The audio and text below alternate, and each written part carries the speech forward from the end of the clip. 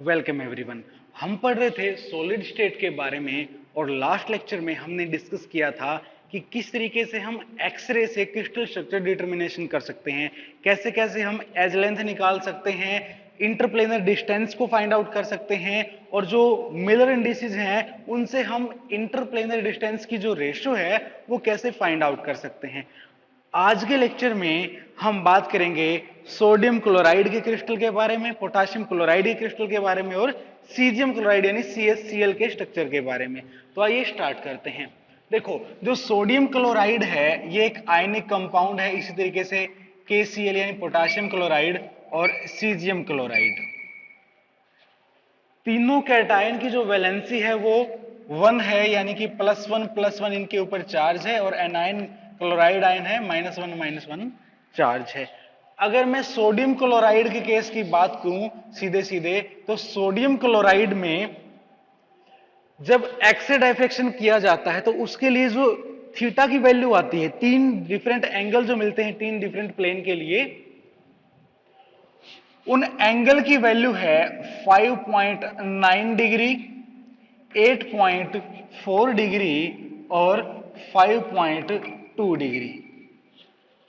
जब interplanar distances की ratio ली जाती है, रेशो के अंदर क्या होता है, एक्चुअल में क्या होता है, 1/sin of theta, 1/sin of theta, 1/sin of theta. यहां थीटा की वैल्यू 5.9, यहां थीटा की वैल्यू 8.4 और यहां थीटा की वैल्यू 5.2। जो इनसे रेशो निकल के आता है वो रेशो हमें मिलता है 1:0.705 रेशो 1.13। और ये वाली जो रेशो है, ये है कौन सी मिलर इंडिसेस के लिए, ये है एक्चुअल में मिलर इंडिसेस 2 0 0 2 2 0 1 1 1। जो इन मिलर इंडिसेस के लिए रेशो आती है इंटरप्लेनर डिस्टेंस की, यानी कि D of this ratio, D of this ratio, D of this, ये वाली जो रेशो है ये इससे मैच कर रही है। यानी कि इसके लिए जो मिलर इंडिसेस होंगे, किसके लिए, सोडियम क्लोराइड का जो क्रिस्टल है उसके लिए जो 3 प्लेन है उनकी मिलर इंडिसेस ये वाली होंगी। ठीक है, अगर ये वाली मिलर इंडिसेस हैं तो जो क्रिस्टल स्ट्रक्चर है वो कौन सा होगा, फेस सेंटर्ड क्यूबिक होगा, FCC, face centred cubic crystal structure होगा। यानी NaCl का जो स्ट्रक्चर है वो कौन सा है, फेस सेंटर्ड क्यूबिक है। और जो फेस सेंटर्ड क्यूबिक है एक्चुअल में क्या है, इसके अंदर 2 फेस सेंटर्ड क्यूबिक एक दूसरे के अंदर इंटरमिक्स हैं। लाइक सोडियम भी अपना फेस सेंटर्ड क्यूबिक बना रहा है और क्लोरीन भी अपना फेस सेंटर्ड क्यूबिक अरेंजमेंट बना रहा है। देखते हैं कैसे। हम क्या करते हैं, पहले एक बड़ा क्यूब बनाते हैं, स्ट्रक्चर बनाते हैं NaCl का।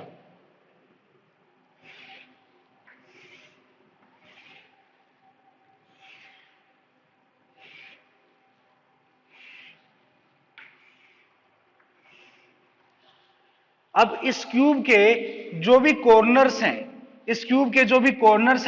इनके ऊपर क्लोराइड आयन, इनके ऊपर क्या, क्लोराइड आयन होगा।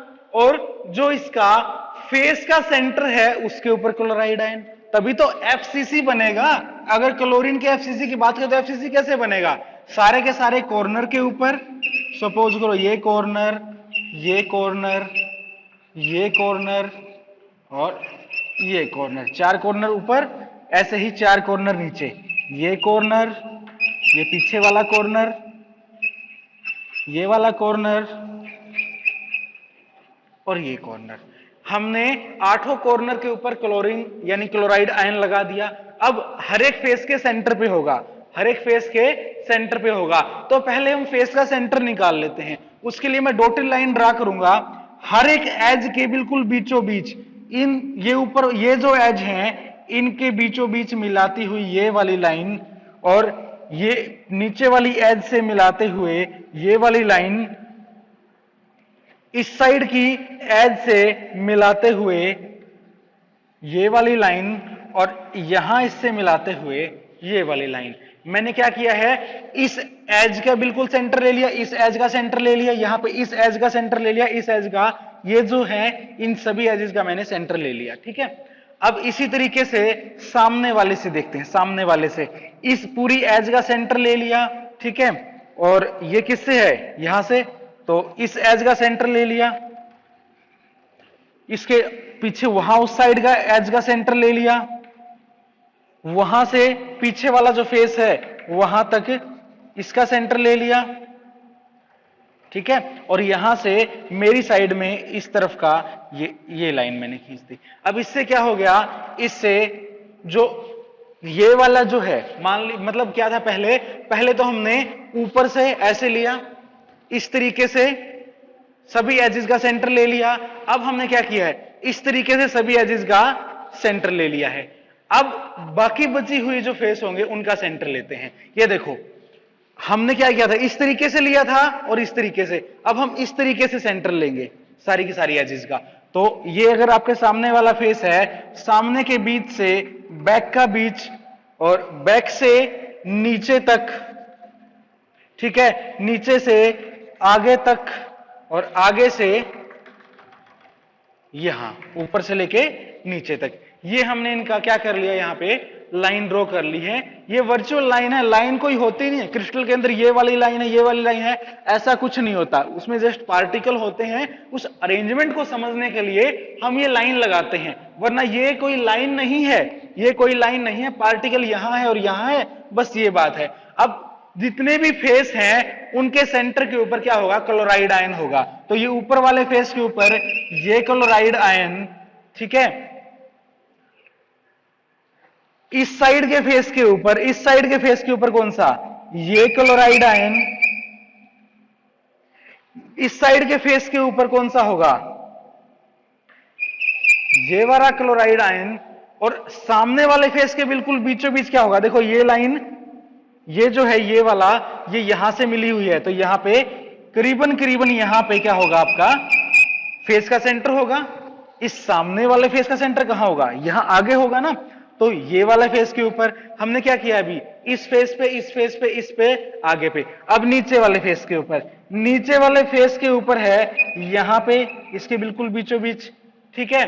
पीछे वाले फेस के ऊपर है यहां पे, कितने हो गया, ऊपर नीचे दाएं बाएं आगे और पीछे, 6 के 6 फेस के ऊपर, 6 के 6 फेस के ऊपर और 8 के 8 कॉर्नर के ऊपर क्या है, क्लोराइड आयन लग गया। एफसीसी के अंदर क्या होता है, फेस पे होता है, ठीक है, और कॉर्नर्स के ऊपर होता है। 8 कॉर्नर हैं तो 1/8 मल्टीप्लाइड बाई 8, और कितने, 6 फेस हैं, एक फेस पे कितना हाफ होता है, 1/2 मल्टीप्लाइड बाई 6, कितना हो गया, 3 + 1 = 4। 4 क्लोराइड आयन तो इसके अंदर आ गए, किसमें, एक यूनिट सेल में। अब सोडियम, सोडियम कहां होंगे, सोडियम एक्चुअल में एफसीसी बनाता है, और वो एफसीसी इस एफसीसी के साथ इंटरमिक्स है, इसके साथ क्या है, इंटरमिक्स है।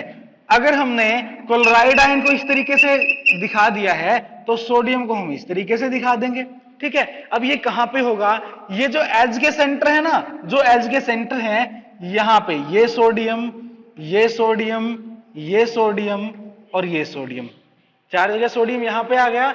नीचे वाले में जो फेस सेंटर थे वहीं पे आपका, ठीक है, तो फेस सेंटर के बीचों बीच कहां पे, बिल्कुल जो आपका सेंटर है इस पूरे के पूरे यूनिट सेल का, यानी बॉडी के सेंटर पे, यहां पे सोडियम, 4 सोडियम ऊपर हो गए, सोडियम यहां बीच में, सोडियम यहां पे बीच में है। तो ये वाले जो कॉर्नर है, ये वाले जो एज के सेंटर थे वहां पे, इन एजेस के सेंटर पे, पीछे वाली एज के सेंटर पे और सामने वाली एज के सेंटर पे, यानी एक तो बिल्कुल बॉडी सेंटर पे हो गया, पूरे कमरे के सेंटर पे, और जो ये वाली जो खड़ी वाली एज है इनके सेंटर के ऊपर यहाँ पे 4 सोडियम भी, यानी 4 तो यहाँ हो गया एज के बीच में, ठीक है। और सबसे नीचे अगर जाएंगे तो वहां पे क्या होगा, ये वाले जो एज सेंटर हैं, नीचे वाले जो एज सेंटर हैं उनके ऊपर लेफ्ट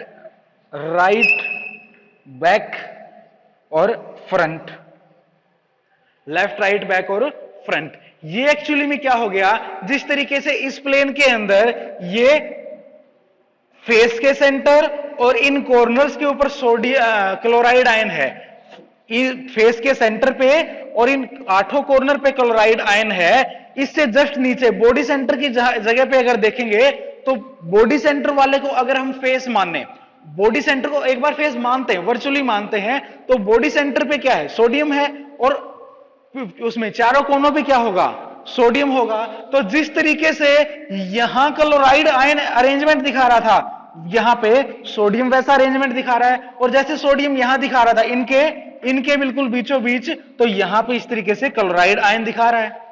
यानी कि एक लेयर में जैसे सोडियम और क्लोरीन है, दूसरे में वैसे क्लोरीन और सोडियम है। पहले वाले में सोडियम इस तरीके का अरेंजमेंट बनाएगा, अगले वाले में क्लोरीन, अगले वाले में फिर सोडियम। इस तरीके से क्या है, दो एफसीसी, एफसीसी सोडियम भी बना रहा है, एफसीसी क्लोराइड भी बना रहे हैं, दो एफसीसी क्या हो रहे हैं, इंटरमिक्स हो रहे हैं, और ये दो इंटरमिक्स होकर आपको क्या बना रहे हैं, एक एफसीसी क्रिस्टल बना रहे हैं। अब अगर एक एफसीसी के अंदर 4 एटम होते हैं उस पर्टिकुलर टाइप के मटेरियल के, लाइक क्लोरीन की बात की थी हमने, एक यूनिट सेल में कितने थे, 4 क्लोरीन के एटम, वैसे ही सोडियम के भी कितने हो जाएंगे, 4। एक यूनिट सेल में टोटल कितने एटम हो जाएंगे, 4 तो सोडियम के और 4 ही क्लोरीन के, टोटल 8 एटम हो जाएंगे इस यूनिट सेल के अंदर। ठीक है। और कोऑर्डिनेशन अगर देखें कि एक जो आपका सोडियम हो कितने क्लोराइड से घिरा है और एक क्लोरीन कितने सोडियम से घिरा हुआ है, तो वो देख लेते हैं। सपोज करो मैं बॉडी सेंटर की बात करूं, बॉडी सेंटर के बिल्कुल ऊपर भी क्लोराइड, बिल्कुल नीचे भी क्लोराइड, यहां भी क्लोराइड, यहां भी क्लोराइड, यानी जितने भी फेस सेंटर हैं, जितने भी फेस सेंटर हैं उनसे अगर हम इसको देखें तो कितने होंगे, टोटल एक सोडियम 6 क्लोराइड आयन से घिरा है और एक क्लोराइड आयन इसी तरीके से 6 सोडियम आयन से घिरा होगा। यानी जो कोऑर्डिनेशन नंबर होगा किसका, सोडियम का और क्लोरीन का, दोनों का कोऑर्डिनेशन नंबर कितना हो गया, 6 हो गया यहां पे। तो ये तो थी स्ट्रक्चर किसकी, NaCl की। KCl की स्ट्रक्चर अगर देखें तो उसके लिए भी जो एंगल की वैल्यू आती है, KCl के अगर स्ट्रक्चर देखें तो पाउडर मेथड अगर एक्सेल डाइफेक्शन किया हो तो ऐसा लगता है कि जो KCl है वो simple cubic primitive unit cell बना रहा हो। Simple cubic primitive unit cell का मतलब क्या होता है कि 8 कॉर्नर हो, 8 कॉर्नर हो। मैं एक छोटी सी क्यूब बना देता हूं, उससे समझ आ जाएगा। ये आपके पास एक क्यूब है और क्यूब के 8 कॉर्नर हैं और आठों के आठों कॉर्नर पे सेम टाइप के एलिमेंट हो, बस इस तरीके का। यानी कि KCl के लिए जो क्रिस्टल स्ट्रक्चर डिटर्मिनेशन था उसको ऐसा लगा कि जैसे आठों के आठों एटम एक यूनिट सेल में एक जैसे हैं और एक सिंपल क्यूबिक अरेंजमेंट बन रहा है। अब ऐसा क्यों है, देखो KCl के अंदर देखते हैं क्लोरीन, क्लोरीन का जो एटॉमिक नंबर है वो कितना है, 17। एक इलेक्ट्रॉन लगे कितने टोटल इलेक्ट्रॉन, 18 इलेक्ट्रॉन। पोटाशियम का एटॉमिक नंबर कितना है, 19। एक इलेक्ट्रॉन दे कितने रह गए, 18। यानी पोटाशियम में भी 18 इलेक्ट्रॉन, क्लोरीन में भी 18 इलेक्ट्रॉन। और जो ये एक्सरे इंटरेक्ट करती है ना क्रिस्टल से, वो इनके इलेक्ट्रॉनिक एनवायरनमेंट से करती हैं। और जब इलेक्ट्रॉन दोनों में इक्वल हो गए, पोटाशियम में और क्लोरीन में, तो बेशक से इनका एक्चुअल में कौन सा था, एफसीसी ही क्रिस्टल था। जैसे NaCl का था, same as it is crystal था किसका, KCl का भी। यानी KCl भी NaCl के एफसीसी अरेंजमेंट बना रहा था, लेकिन इक्वल इलेक्ट्रॉन होने के, इक्वल इलेक्ट्रॉनिक एनवायरनमेंट होने की वजह से वो डिफरेंशिएट नहीं कर पाया। और अगर मैं यहां पे इस तरीके से देखने लगूं ना, यही अरेंजमेंट, यही पैटर्न, तो यहां जैसे मेरे पास क्लोराइड था, यहां सोडियम था, यहां क्लोराइड, यहां सोडियम, यहां चलूंगा बीच में तो बॉडी सेंटर, और यहां और यहां अगर मैं इनको क्या करूंगा, मिला के देखूंगा, ठीक है ना। देखो ये ये ये ये और ये,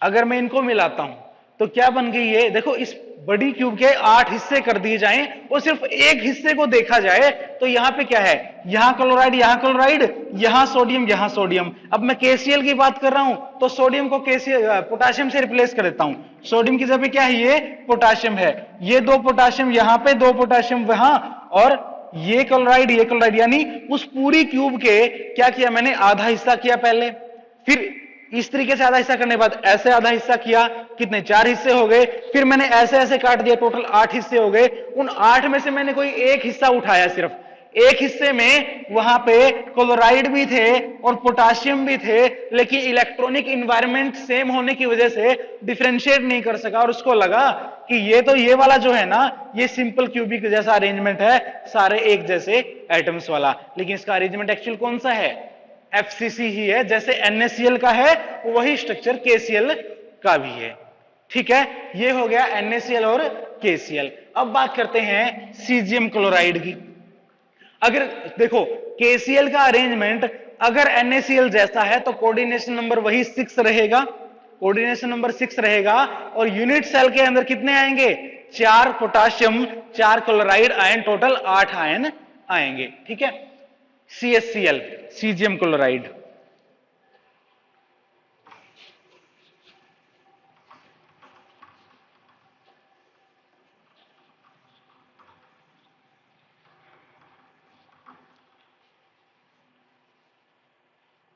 सीजियम क्लोराइड के लिए बॉडी सेंटर्ड क्यूबिक वाली रीडिंग आती हैं।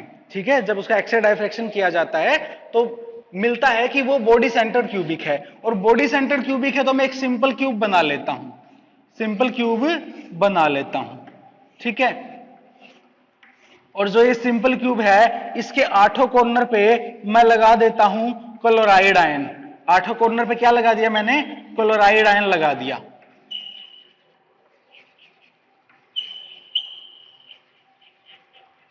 एक्चुअल में ये बॉडी सेंटर्ड क्यूबिक ना होके सिंपल क्यूबिक अरेंजमेंट है, सिंपल क्यूबिक अरेंजमेंट है, लेकिन एक सिंपल क्यूबिक तो बना रखा है क्लोराइड आयन ने और दूसरा सिंपल क्यूबिक बना रखा है सीजियम आयन ने।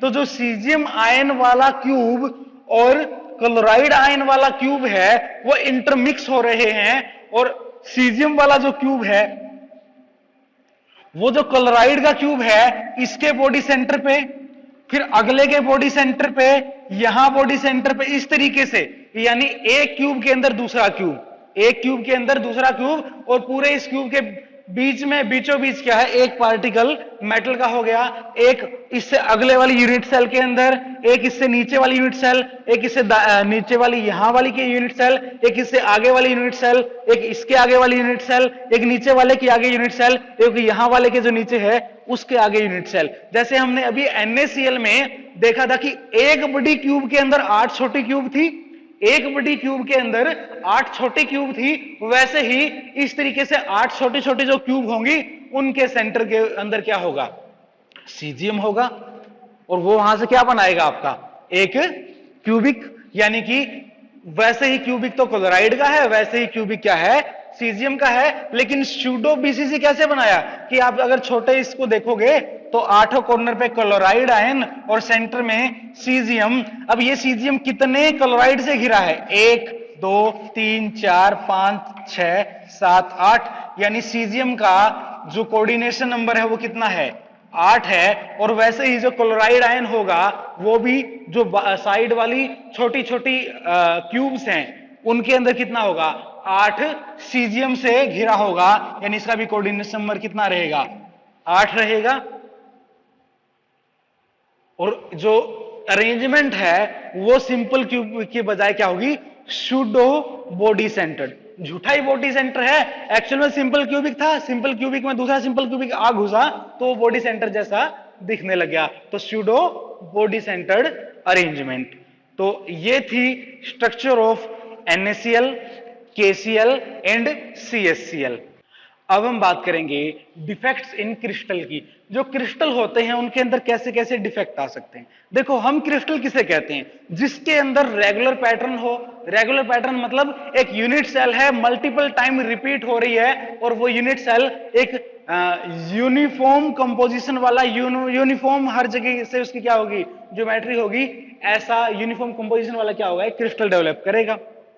लेकिन परफेक्ट कुछ नहीं होता है। यह अज्यूम किया जाता है वैसे कि 0 केल्विन के ऊपर, यानी एब्सोल्यूट 0 के ऊपर जो आयंस हैं वो रेगुलर अरेंजमेंट में रहते हैं और परफेक्ट क्रिस्टल बनाते हैं। लेकिन उससे हायर टेम्परेचर पे तो काइनेटिक एनर्जी किसी पार्टिकल को मिलेगी, वो पार्टिकल अपनी जगह छोड़ेगा, कुछ ना कुछ गड़बड़ जरूर होगी। जब गड़बड़ होगी तो क्या होगा, डिफेक्ट क्रिएट हो जाएगा। यानी कि imperfection in the crystal is called the defect in the crystal. देखो, क्रिस्टल का मतलब होता है रेगुलर पैटर्न, लेकिन उसके अंदर भी क्या हो सकता है, उसके अंदर भी डिस्टरबेंस हो सकता है। उस डिस्टरबेंस को, उस इंपरफेक्शन को क्या बोलेंगे, डिफेक्ट बोलेंगे। अब जो डिफेक्ट है वो 3 टाइप के जनरली माने जाते हैं। First one is the stoichiometric defect, second is the non स्टोकियोमेट्रिक,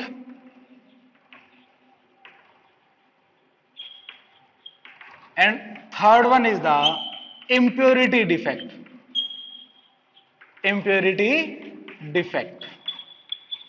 अब ये होते क्या क्या है, देखो, स्टोकियोमेट्रिक जैसे नाम से ही पता चल रहा है कि ऐसा डिफेक्ट जिसके अंदर जो रेगुलर पैटर्न के अंदर स्टोकियोमेट्री थी कंपाउंड की, मॉलिक्यूल की, वो चेंज ना हो। जो स्टोकियोमेट्री बिना डिफेक्ट के परफेक्ट क्रिस्टल की थी वही स्टोकियोमेट्री रहे, स्टोकियोमेट्री में कोई वेरिएशन ना आए, दैट इज कॉल्ड स्टोकियोमेट्रिक डिफेक्ट। इसके फर्दर दो टाइप्स हैं। स्टोकियोमेट्रिक डिफेक्ट के 2 टाइप हैं, एक है स्कोटकी और दूसरा है फ्रैंकल। Schottky and Frenkel. जो स्कोटकी डिफेक्ट है उसके अंदर एक्चुअली में क्या होता है कि जो आपका क्रिस्टल है, सपोज करो ये आपका क्रिस्टल स्ट्रक्चर है, इसके अंदर कैटायन और एनायन है, और कैटायन मान लिया ये वाला cation anion, cation anion, anion cation, anion cation, cation anion, cation anion, इस तरीके से रेगुलर पैटर्न था। उसके अंदर से equal number of cation and anion miss हो जाएं। इक्वल नंबर ऑफ कैटायन, मान लीजिए ये कैटायन भी जगह छोड़ के चला जाए, ये एनायन भी जगह छोड़ के चला जाए, अब इस क्रिस्टल के अंदर क्या हो जाएगी, डेफिशिएंसी क्रिएट हो जाएगी। कुछ लैटिस पॉइंट ऐसे होंगे जहां पार्टिकल होगा ही नहीं, कुछ लैटिस पॉइंट ऐसे होंगे जहां से पार्टिकल गायब हो गया। इस तरीके के डिफेक्ट को बोलते हैं स्कोटकी डिफेक्ट। स्कोटकी डिफेक्ट यानी कि वैकेंसी डिफेक्ट, जब क्रिस्टल के अंदर से equal number of cation and anion missing हो जाएं, गायब हो जाएं, उसको बोलेंगे स्कोटकी डिफेक्ट। अब वॉल्यूम उतना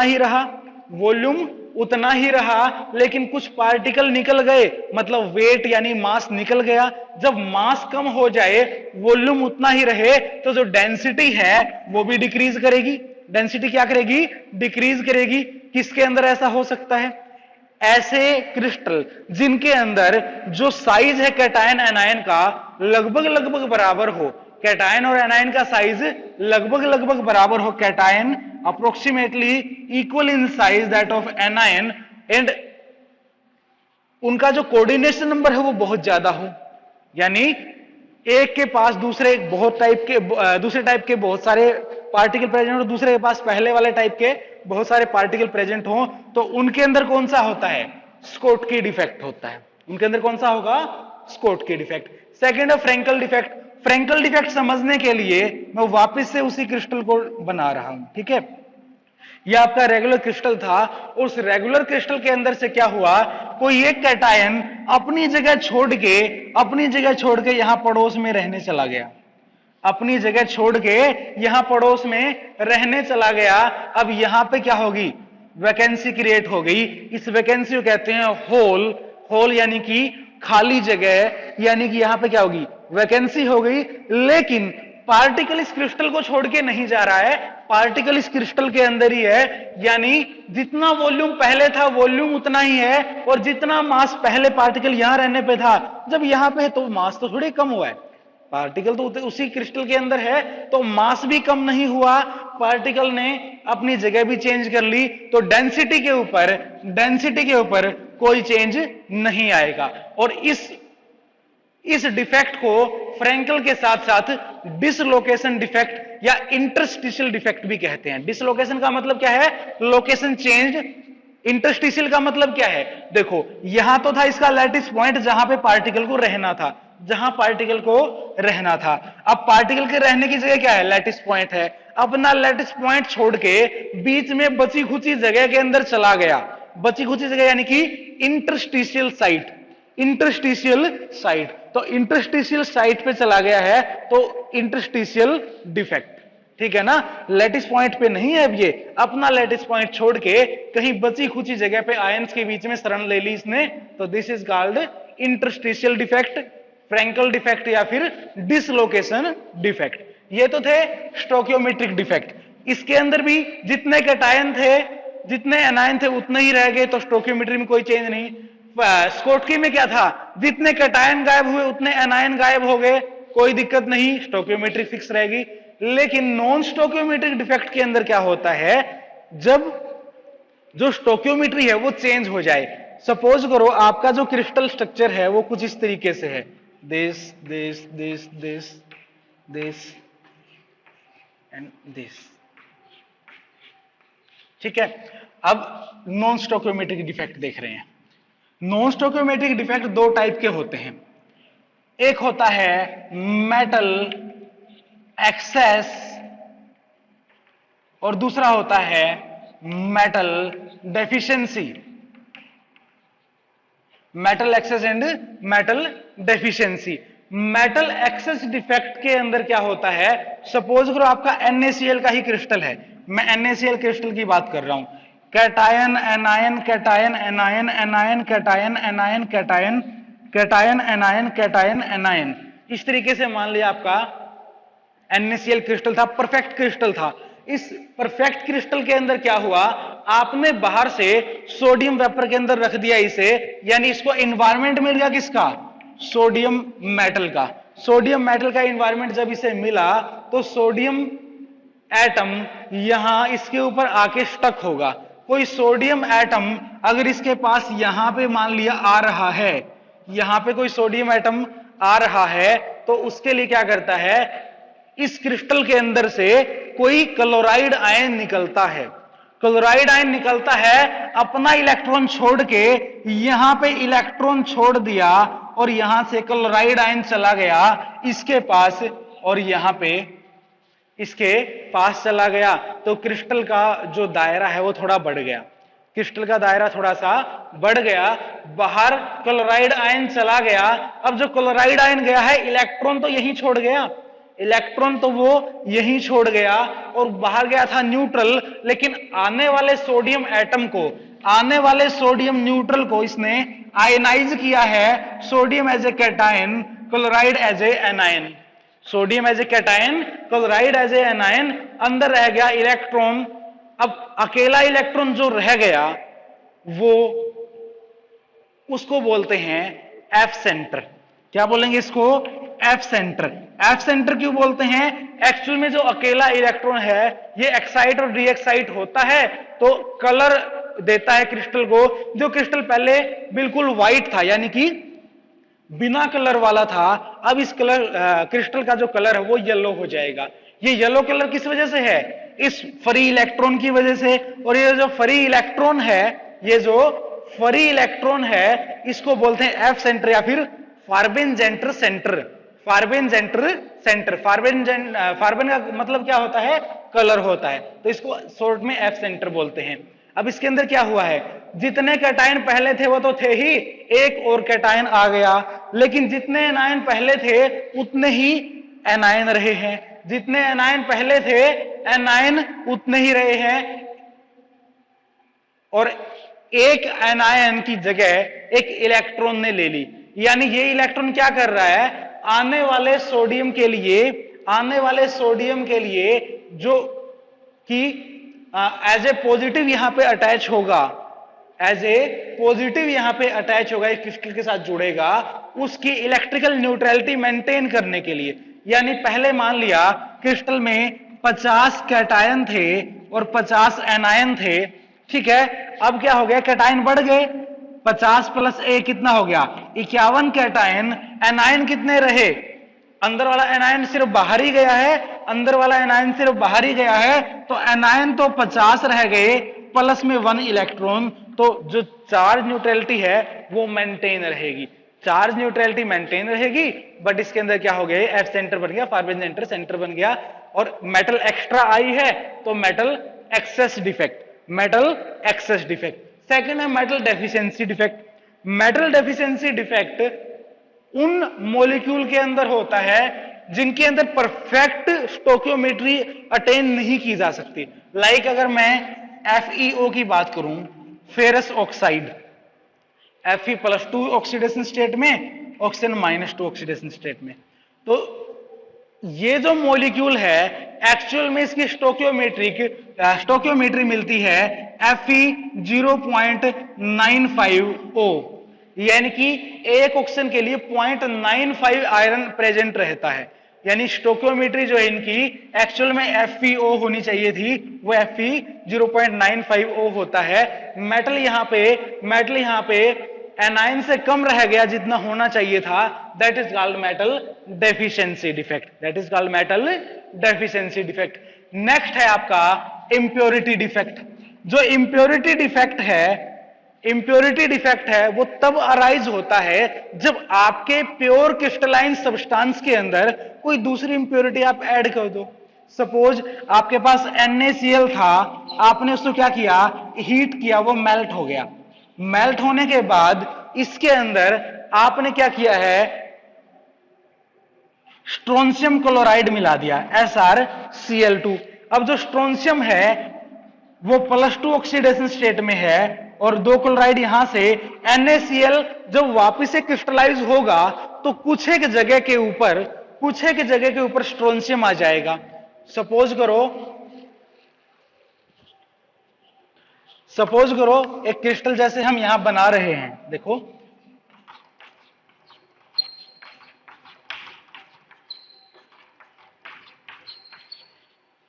यहां sodium chlorine, sodium chlorine, sodium chlorine, sodium chlorine, sodium chlorine, sodium chlorine, sodium chlorine, sodium, इस तरीके से मान लिया रेगुलर पैटर्न था NaCl का। आपने इसे मेल्ट किया, स्ट्रोंशियम क्लोराइड मिलाया, तो अब क्या होगा, किसी एक जगह से ये सोडियम निकल जाए, दूसरी जगह से भी सोडियम निकल जाए, और एक स्ट्रोंशियम +2 आ जाए। स्ट्रोंशियम +2 इन एनायंस का क्या करेगा, चार्ज न्यूट्रलिटी मेंटेन रखे। क्यों, पहले 2 सोडियम की जरूरत थी, उसकी जगह पे सिर्फ एक स्ट्रोंशियम आ जाए। तो इस तरीके का जो इंप्योरिटी ऐड करने के बाद क्रिस्टल बनेगा वो क्या है, डिफेक्ट है। यहां पे डिफेक्ट आ गया ना, यहां खाली जगह, और यहां पे दूसरे टाइप का कैटायन आ गया, this is called impurity defect. और जरूरी नहीं सिर्फ NaCl SrCl2 के केस में ऐसा हो, सोडियम क्लोराइड SrCl2 के केस में ऐसा हो, जो सिल्वर क्लोराइड है, अगर उसके अंदर कैडमियम क्लोराइड डालें तो भी इसी तरीके से डिफेक्ट प्रोड्यूस होता है, उसको भी क्या बोलेंगे हम, इंप्योरिटी डिफेक्ट बोलेंगे। तो आज हमने क्या क्या डिस्कस किया, आज हमने डिस्कस किया सोडियम क्लोराइड का क्रिस्टल स्ट्रक्चर, पोटासियम क्लोराइड का क्रिस्टल स्ट्रक्चर, सीजियम क्लोराइड का crystal structure, and defects in the crystal. Defect कौन से, स्टोकियोमेट्रिक, नॉन स्टोकियोमेट्रिक एंड इंप्योरिटी डिफेक्ट। आज के लिए इतना ही।